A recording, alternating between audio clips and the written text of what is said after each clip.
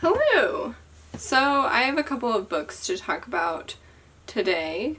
It's about mid-month and I've read 2 books, well, 3 if you include The Tale of Despereaux, but I already talked about that in my previous month's reading wrap-up. The first one that I finished was The Bungalow Mystery. It's a Nancy Drew book, and it's like the Nancy Drew book number 3. I remember this one, well, I remember the cover of this one from like 3rd grade. For some reason it made an impression on me. I'm not sure if I actually read this particular one when I was a kid though, because it didn't seem very familiar, to be honest. So one of the first things, right off the bat, I didn't realize how old Nancy Drew stories are. They're from like the 30s. This is originally from 1930, which is kind of crazy. And then there's, like, either in the 50s or 60s, they did some pretty substantial edits, I believe. I did read a Goodreads review that was about reading both the, kind of more modern version and the 1930s version. Apparently the 1930s version had a bunch of guns in it and, you know, some other changes. So I find that really interesting. I'd love to get my hands on an older version because, as you can see, I have a more recent version, and see what those were like, because that sounds so interesting. So if you haven't read any of the Nancy Drew books, she's a teenage detective. Her dad is a lawyer, and she is a little sleuth. And in this one, she is kind of on like a vacation, or like she's at a lake palling around and hanging out with some friends and stuff. And there is another teen girl who is being taken care of by this man and woman who live nearby this lake. And they're acting really strange. And so basically her mother died and she was put in care of these people. And she's trying to figure out like what the heck. Why are they so mean to me? Why do they seem to be only interested in my jewelry? And like, what is their deal, basically? And so Nancy is on the case, and she tries to help this girl figure out if these people are really who they say they are.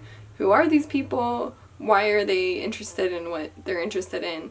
And there's also a bit of a subplot, which apparently wasn't in the original, which is one of the changes, I believe, is that her father is looking into a bank, like, fraud investigation, and they end up being correlated or linked. So, yeah. I do very much like the cover art. I like this bungalow. She gets into so much danger, and some of it's like completely unrelated to the plot. She's just, like, her life is in danger so much. And it just seems very perilous, the world of Nancy Drew. So I am excited to read some more of them. I wasn't particularly keen on this. It was a fine mystery. I just really wasn't that interested, to be honest. The writing also is kind of dull for me. It's kind of standard writing, I would say. It's pretty simple. It is a kid's book, so I get it. And it's pretty pulpy, but yeah, it's kind of like a Goosebumps, but it's a new Nancy Drew.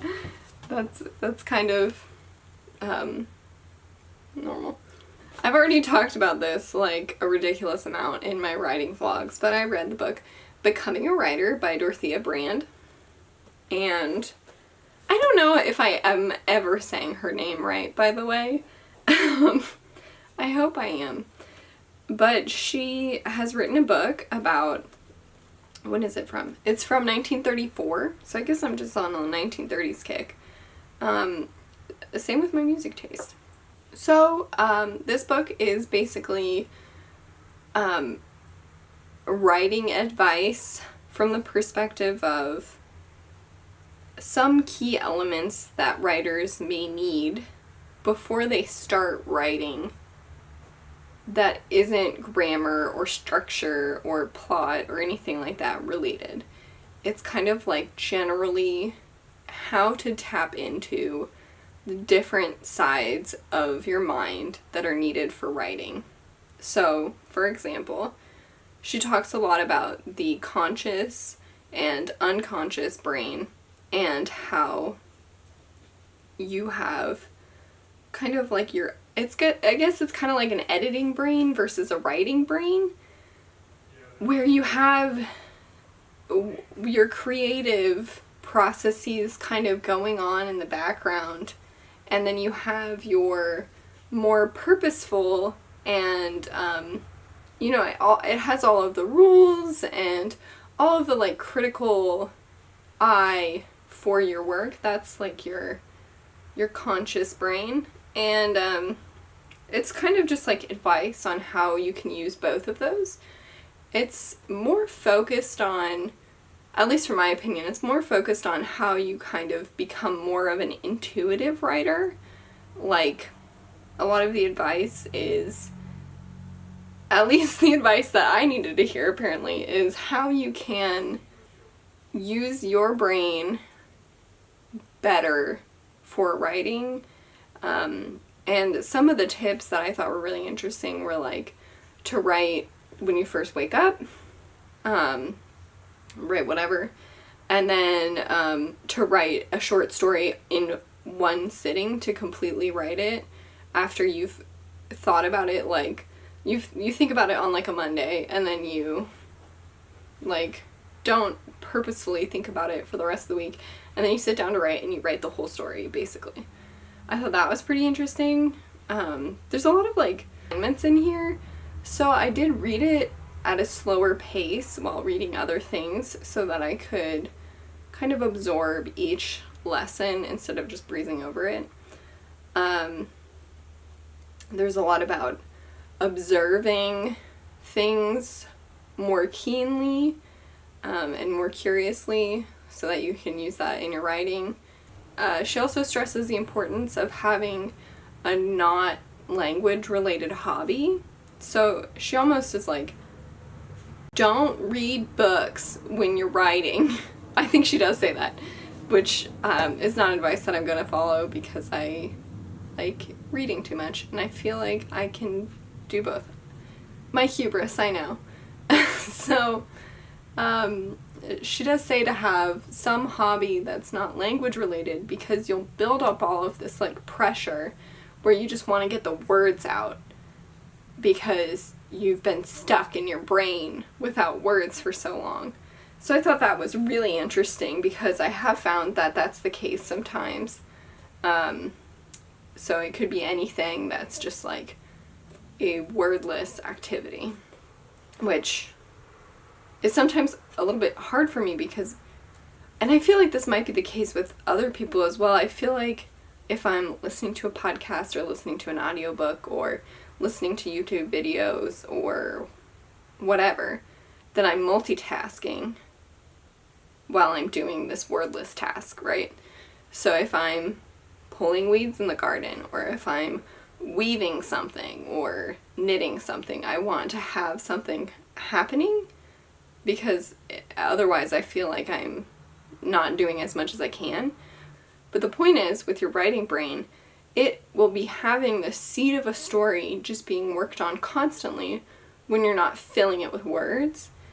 I just thought that was an amazing concept that I think I had a better grasp of when I was younger, and there wasn't very easy ways to distract yourself when you were doing tasks.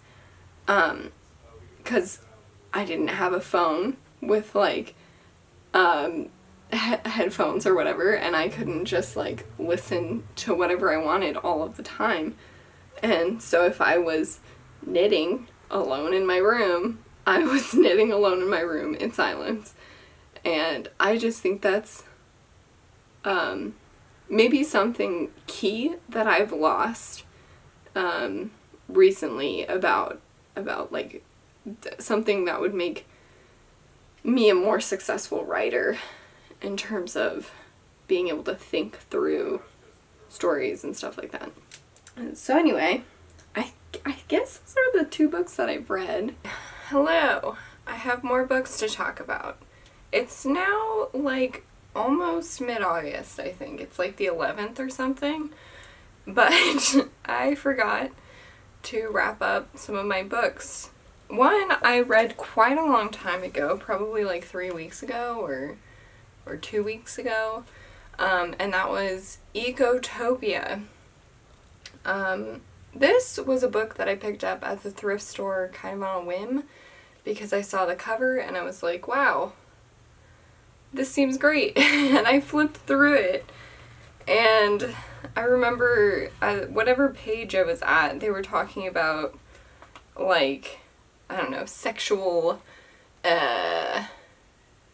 like, openness or whatever. And I was like, oh, this will be interesting because it is about an American going to the land Ecotopia, which had split off from the United States since 1980, and he's visiting in 1999, and it's like Northern California plus Washington and Oregon, I believe.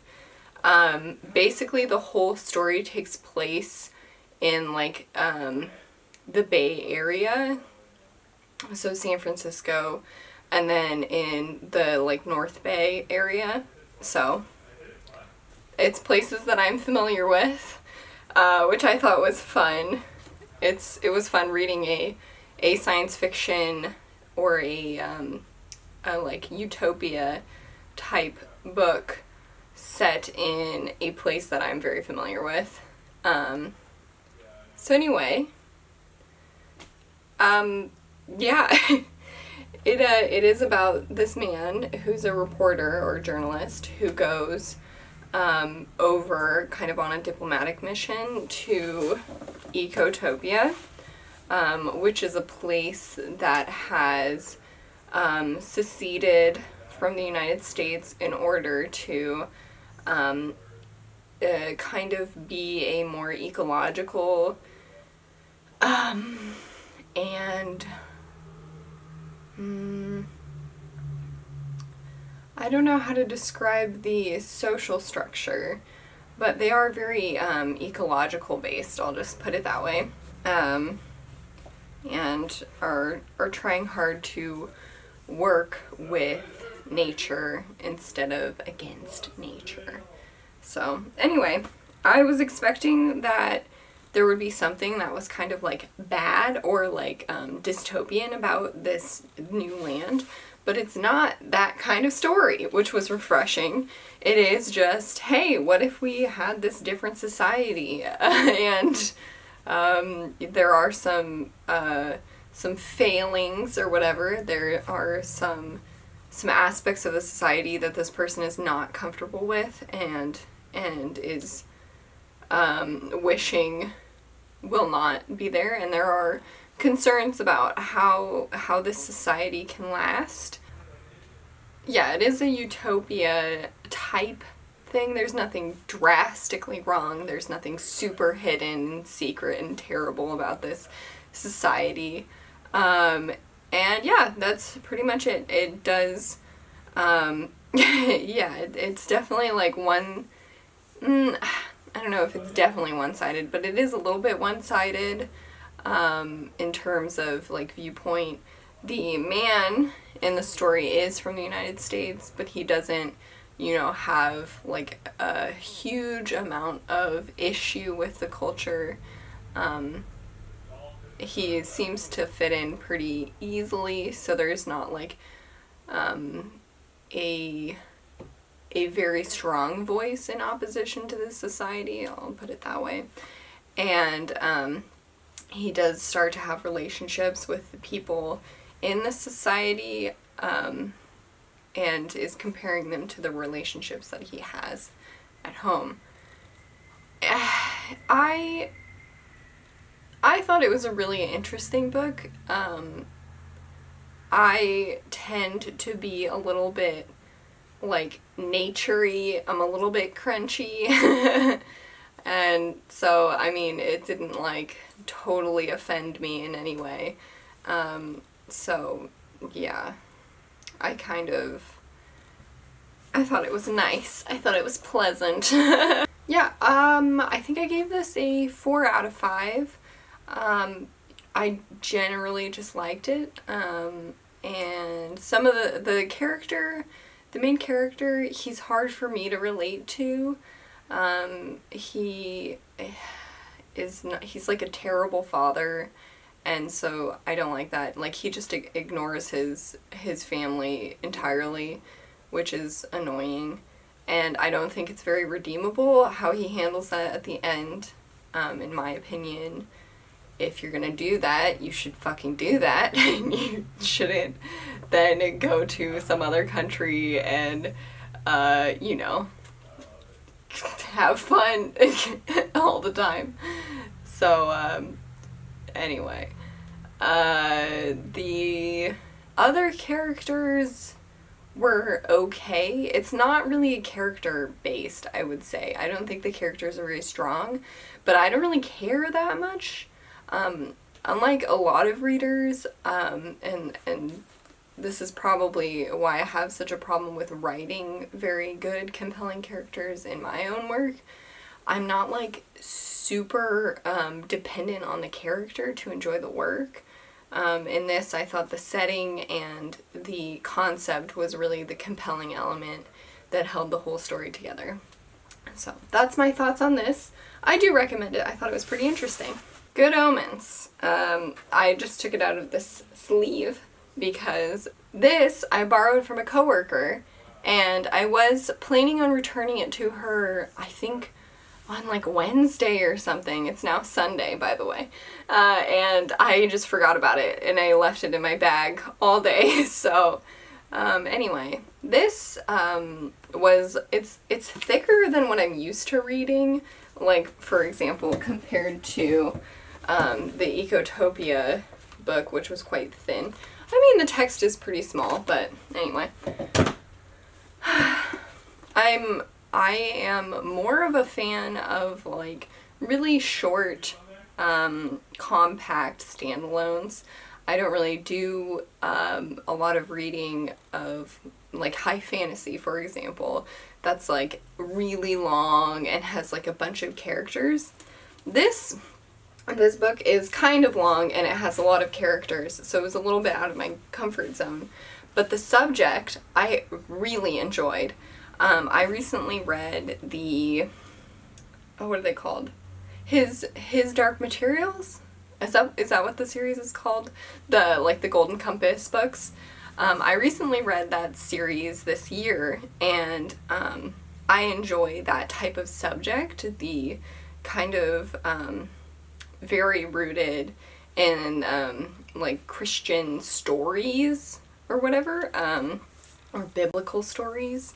Oh, even like Strange the Dreamer and Muse of Nightmares has that kind of element in it with the angels and gods and stuff like that. So anyway, this was a very fun take on that kind of subject matter.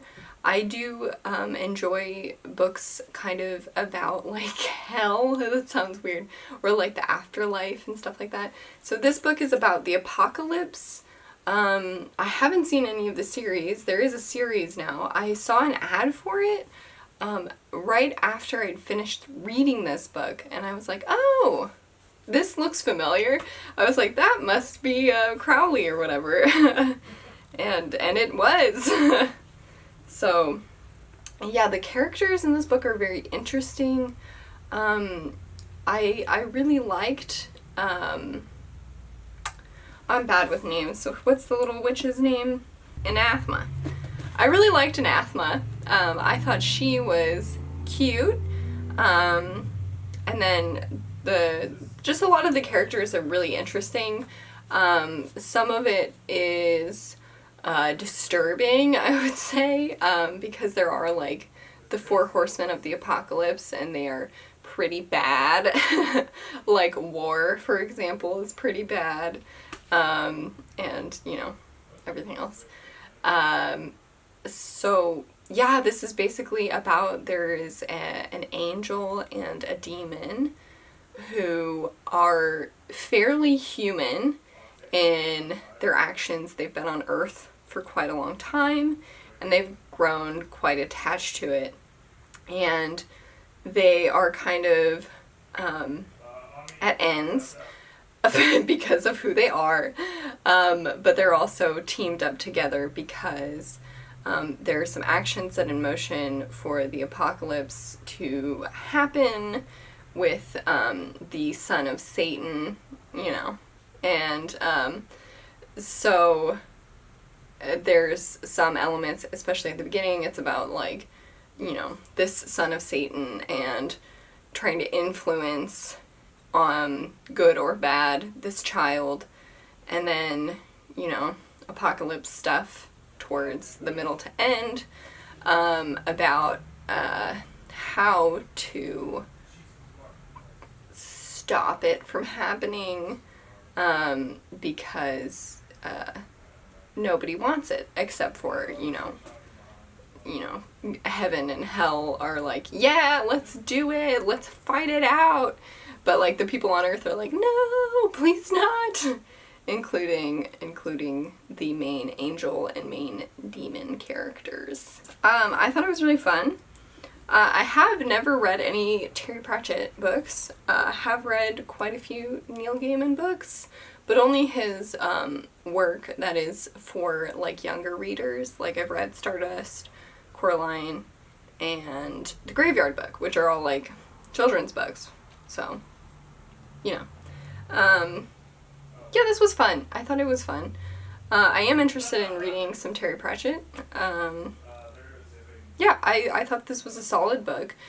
It was a little bit long for my tastes. That's just a personal thing. I think I might, in the coming year, or like next year, for like my Goodreads goal, set it very low compared to this year. I have it set at 52, so a book a week. Excuse me. And I prefer to read shorter work, just because I get a little bit bogged down in longer books.